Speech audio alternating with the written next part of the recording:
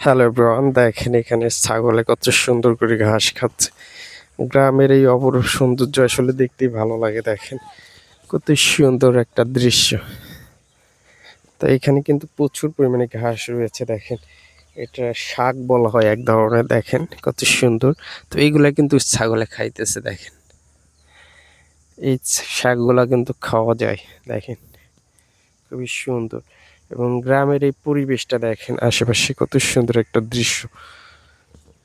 এই পাশে দেখেন কত সুন্দর ধানের ক্ষেত রয়েছে, এবং চারিপাশে দেখেন সবুজ শ্যামল ভরা। তা গ্রামের এই অপরূপ সৌন্দর্য আসলে খুবই মনোমুগ্ধকর। দেখতেই পাচ্ছেন কত সুন্দর একটা পরিবেশ।